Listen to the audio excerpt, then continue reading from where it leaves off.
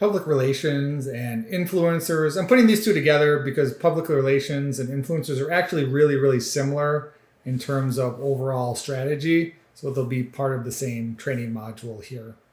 Just to start off, public relations or PR, especially as paid for through an agency, is probably one of the later channels you want to invest in.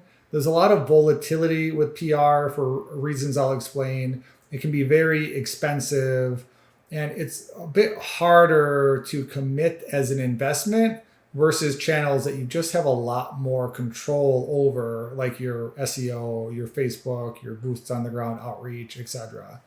So if you're a larger organization, PR also makes a little bit more sense because it tends to be better for organizations with bigger budgets. But we'll talk about the pros and cons and strategy as we get into the training here. First thing to remember with PR is it's about them, not you.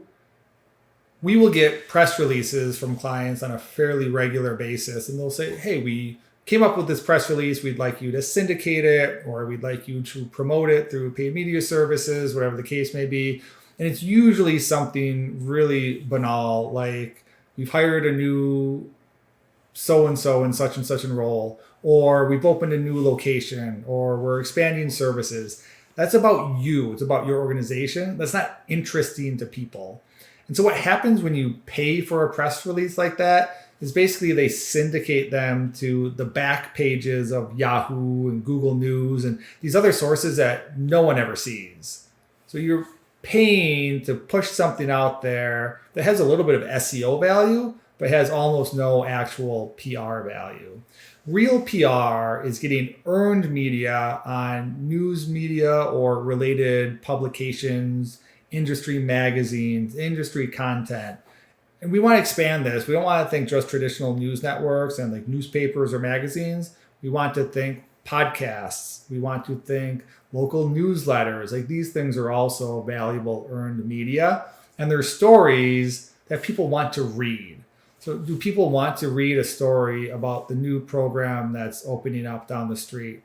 Not really. No one really cares.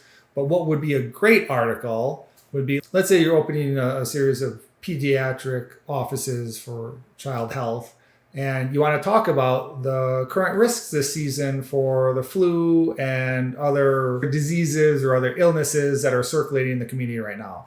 That's a really important article that a lot of families, a lot of moms especially, would want to read. And so inside that content, then you can mention that your offices are opening. That makes a lot of sense. Or you do an addiction treatment provider, and you could talk about the rates of skyrocketing overdose or rates of addiction in the community or some of the negative impacts in the community that addiction has had. And then you talk about your new facility opening or new talent that you're bringing in to combat this growing problem within the community. That is earned media. That's good PR. It's about you, it's about them. It's an interesting story. And so that's how you should be thinking about these kind of pitches and how you work with a PR agency, or if you're trying to build it on your own, working with journalists and news magazines. Focus local. Sometimes providers, if they're not really familiar with PR or how it works, they'll try to hire a big agency. It's a pretty bad idea. One, they're super expensive. And two, you don't need national reach. You don't need to be on Good Morning America, right? That is not going to be overly valuable for your program that's based in Memphis, Tennessee. Even if you have 10 programs across the country, still, you don't want to be paying for Good Morning America because it's just going to be paying for way too many people that can't be potential patients. So focus local. And if you're working with a PR agency, then you want a local one because a lot of PR is about relationships. A really good PR agency knows what's trending in the community. It knows the journalists and the influencers on these different media outlets, and it knows what they like to write about or what's important to them. And they probably have a relationship there. A really good PR agency will be a trusted source of good news. The journalists might actually lean on the PR agency for stories from time to time because the PR agency always gives them quality content. If the PR agency is not good at what they do, they won't have relationships. They'll be pitching junk, and then that will actually annoy the outlets or the journalists themselves. So you want a good PR agency that has the relationships, that's locally focused, because that's going to allow them to build the relationships, and they're just going to know what stories to be pitching. Make yourself and your team available. Another good way to get PR, and what a really good PR agency will do for you, is they will get someone in your organization to become kind of the go-to expert. So let's say that addiction rates or overdoses are on the rise. Do you have an addiction expert on staff? Let's say that we're seeing a lot more sports injuries than we used to. Do you have someone on staff that's recognized as an expert in working with sports injuries? And that person's going to be your go-to every single time there's a news story about some high school kid, hurting himself on the football field or the soccer field or in a volleyball match. That's what you want. And those people have to be really responsive. So when a journalist calls, they've got half a day to put a story together, sometimes even less. So you have to be very available. And so you have to have that personal kind of relationship. You have to be able to answer the phone, get back to them very quickly. And that cements the relationship, and then they'll feel like they can go to you more often. So make yourself and your team available as much as possible. As I mentioned, think outside of the standard news media. Is there a local PTA newsletter that goes out every month? Do you have a podcast or even a radio show host that is very focused locally? Is there an influencer on TikTok that is just focused on your city or your community? There's not tons of these people, but they are out there. And so they're working to build influence locally. You can partner with those kinds of outlets or those kinds of individuals, and that's going to be much more valuable for you than trying to partner with a larger media news outlet that is just getting in front of a lot of people who can't be your potential patients. Think niche podcasts and publications as well. So sometimes there are local chapters of, like, Mental Health of America is a great local chapter. You'll see local healthcare coalitions and networks for various diseases, for various service lines. So can you become part of that? Do they have a publication that goes out? Are there nonprofits that you can partner with? Even think about that from a PR standpoint. Most nonprofits will have a monthly newsletter. So can you partner with them to have a story about how you were helping that nonprofit or in the area that the nonprofit works in? Really, really valuable. And then don't forget about niche communities on Reddit, Facebook groups. Those things are great to be part of. You just have to be cautious. You're not selling on these platforms, right? Again, it's not about you, it's about them. So how do you engage in a Facebook group in a way that adds value to that group? So if someone says, hey, I have a problem, and you have the service to help them with that problem, the thing that you don't want to do is say, oh, well, we have the service, why don't you contact us? Because now you can be seen as salesy, and you're probably going to get banned from that group or from that subreddit. But if you come in and say, hey, here are 5 things that you can do if you're having this problem, then that person will be like, oh, hey, you know what? I'd like to talk to you a little bit more, or it looks like you have a location over here. Could I stop by? And then 5 or 6 other people are going to read that post that have the exact same problem that the poster did. And then maybe they're going to contact you. Like, that's how it should work if you're using subreddits and niche Facebook groups really well. Experts, if you can find them, very valuable. So KPIs, what are we looking at? How do we know our PR is working? We're making this big investment in a PR agency. We're trying to get all this earned media. What are we getting out of it? As like a lot of our display channels, this is qualified inquiries. How do we measure lift? Again, is there any way for us to track a direct inquiry? Not really. Every once in a while, you'll get a news story that goes out and suddenly you see this big spike in inquiry volume. Well, we can absolutely attribute that to the earned media. But the vast majority of the time, people don't call the same day. There's not an urgent need. They're just seeing your story. They're seeing your face, your growing credibility. And when they do need your services, they'll think of you and call. So if you're getting consistent earned media through your PR, then you should see a qualified inquiry lift over time. Size and frequency of exposure is really important when we're thinking about PR because there's a lot of volatility in it. So your PR agency has to craft stories, it has to pitch stories. The journalist has to be willing to actually complete the story and publish it, or the news media outlet does. And there's a lot of question marks around when that's going to happen. So you might get nothing for 3 months, and then suddenly you get 3 stories that you're a part of or that are published about you. That kind of volatility makes it really, really hard to understand what your ROI is going to be. So the simplest way to do it is look at your CPMs. So how many people are those pieces getting in front of? And then how much did you have to pay over that 4-month window to get all of those impressions? Does it make sense monetarily? So the size of the audiences and the frequency in which you get in front of people is a really good metric to use in terms of just determining the value of the spend. Could you take that $30,000 and put it somewhere else and see better saturation of getting in front of your target audience, better frequency at a cheaper cost? If the answer is yes, there's potential value in shifting the budget to one of these other channels you have more control over that are more stable in terms of results. Again, here, there's not going to be any cost per inquiry or cost per customer acquisition. That can't be determined in any kind of direct linear fashion from PR. There is a qualitative credibility, though, obviously. So if you are showing up on the news stations, especially if you're like a preferred expert that they keep calling in, you're going to get significant credibility through being seen as the expert on that channel. I mean, one of the values of a news source and why we always used to think of, anyway, news sources as objective is that was their business model. So if they were seen as objective, that meant that people could trust the information coming out of that media outlet. And so there was value in the stories that weren't incentivized, they weren't paid for, and so the public could trust the information coming from them. And the public could also trust the fact that they're not going to just focus on the positives, they'll show the good with the bad if there's some of both. Nowadays, it's a little bit more muddied and there's a lot more partisanship in our media outlets, but still it remains the case that if we have a third party talking about us, there's still more trust there than if we were saying the same good things about ourselves.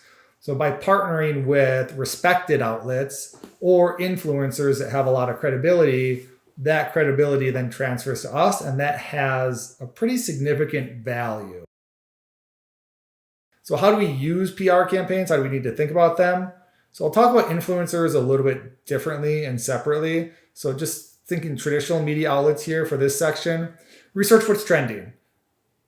People want stories, and news media want stories that people are paying attention to. So figure out what's trending, and that's going to be a starting point for how you can fit in. So what is the trending topic, and then how do you potentially add value to that story? So the examples I gave of like rising overdose rates and being an addiction treatment provider, or seeing lots of sports injuries, or maybe you had a star high school football player just got a serious injury and is now having to rehab it. That is a trending topic that you as a health service provider can potentially help and solve. And so you want to be part of that story. Then you got to create the content. A lot of people don't realize this, but most of the time a good PR agency actually writes the news article. So they'll create the whole story, they'll add images, they'll match it to that journalist style and to that particular media outlet style, and then they'll send the whole thing to the journalist and say, hey, we wrote this story for you. If you'd like to use it, go ahead. And oftentimes, if it's written well enough, the journalist will just take it, maybe add a few tweaks, and then publish it. So you actually do have to create the content. Then obviously, once you've got the content created for a trending topic, you've got to create a pitch. And you've got to send it to these journalists and say, hey, here's the story. Here's why I think it's important. So if you have a good relationship with the journalist, and if you're following them on X and maybe see what they're talking about, you can get a sense of what stories they're working on at any given point in time.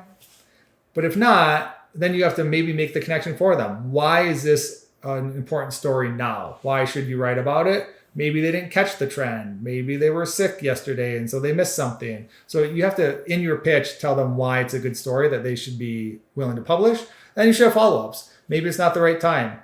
Maybe they don't think that this particular story is going to go very far today. But 2 weeks from now, again, there might be some kind of accident in the community, or there might be some kind of national trending news, and then suddenly the story is relevant again, so you can repitch it.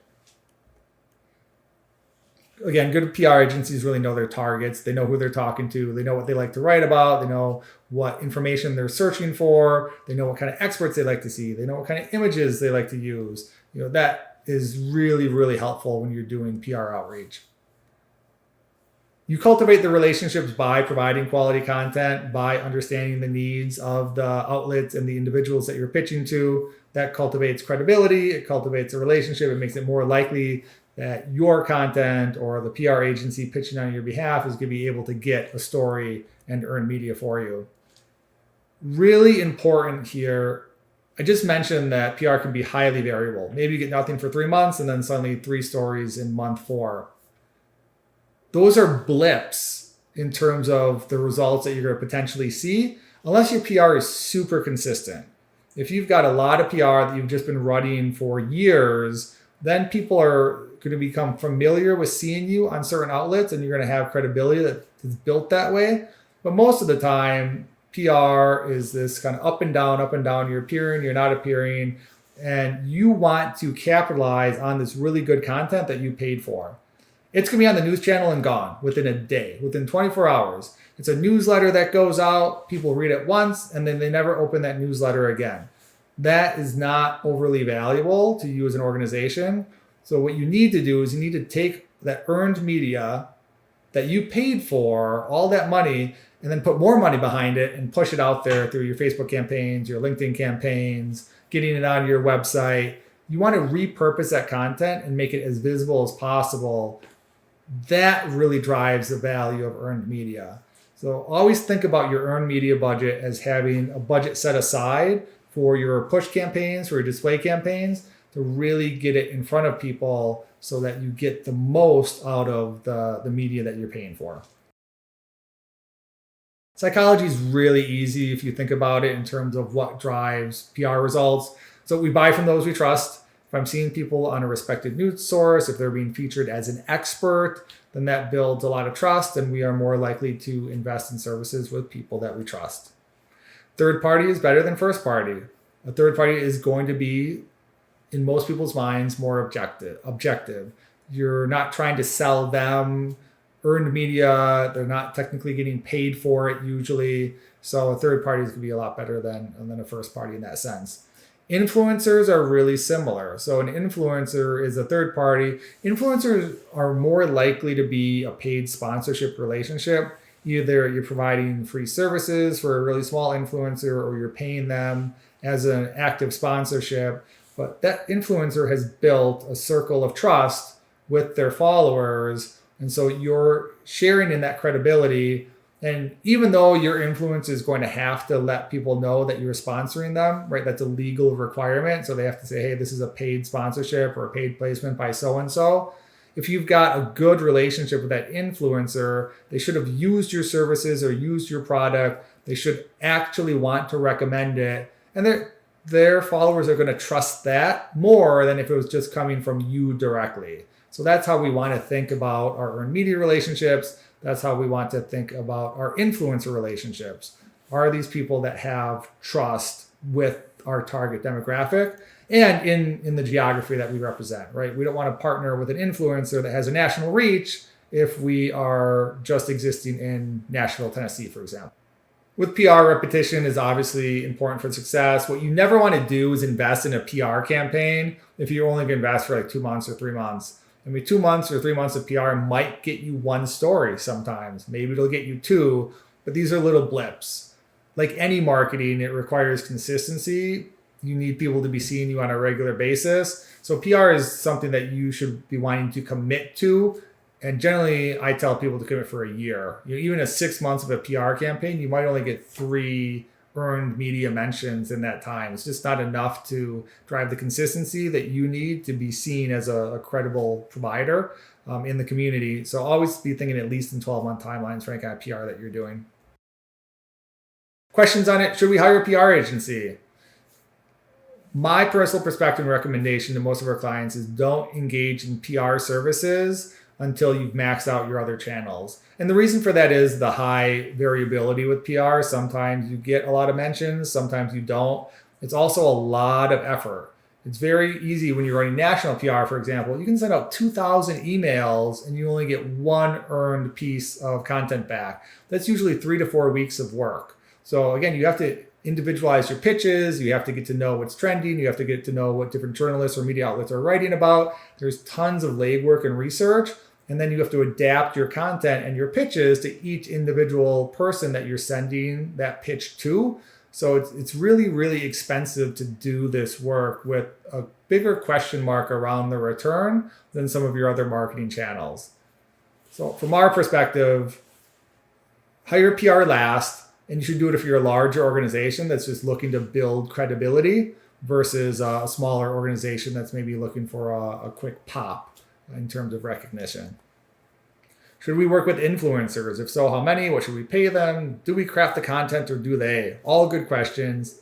So influencers are great if they are relevant to your audience, which often for healthcare providers means local.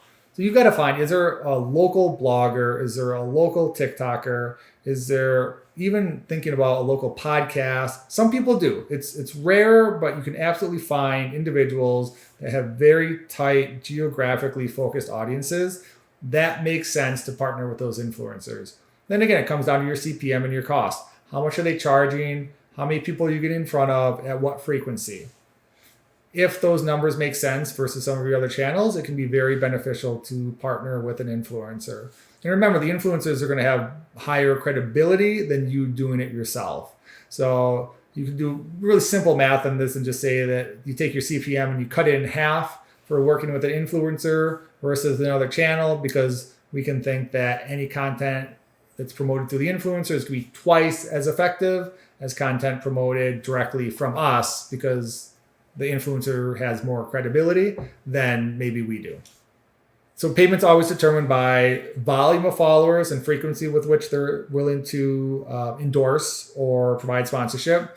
And then who crafts the content is up to you. Really good influencers will craft the content themselves. Sometimes you might be working with someone that's a little bit more local, that's not super experienced, or is maybe newer. You might have to help support them in terms of both direction for that content, as well as maybe even a script or maybe content to send out to their followers. It depends on the relationship and what you want to organize and how much you trust them to represent you as they're making that recommendation or sponsorship. Where do PR and influencers fit into the budgeting and strategy process? As I just mentioned, for PR at least, it's usually last for most organizations in terms of adding it as a budget or a channel strategy. For influencers, it can go anywhere in the mix, really depending on the cost. Because a local influencer might only have like 500 followers. So if they only have 500 followers, we're only going to pay them, $250 a month to get in front of all those people. So it's very, very cost effective. It makes sense. We might partner with influencers, but again, the reach is small. So is it the right people that we're getting in front of? Do their followers have the potential to convert into patients for us or clients for us? If that's the case, then it's worth it to look at those local influencers early on in the budgeting process. Then when can I expect results? Super high variability here, because there's such a large question mark around when earned media will be gained, and then and even if it's kind of its shelf life, you just aren't going to be able to have consistency around tracking. Now, of course, like I said, you have to have that paid media component where you're supporting any earned media that you get with paid pushes. That's going to provide more stability for it. But are you going to be able to parse the PR component from the paid media component? Not really, right? It's pretty hard to track unless there's, those spikes that you can sometimes pull numbers out of for additional clarity. With the influencers, those are more consistent because it's a paid relationship. It's usually a relationship and a promotion that's happening regularly with a certain cadence or a certain amount of frequency. So there you can check your qualified lift. But it comes down to these reputation builds. It comes down to obviously nurturing your audiences. So you should always be looking at least 3 months for some kind of campaign like this to start seeing impact and results. So PR influencers can be a great addition to the strategy. It just kind of comes down to the when, comes down to understanding that CPM component and how much credibility adds value in terms of what you're looking at from a CPM cost. And so if that makes sense, then it's worth investing in versus other channels.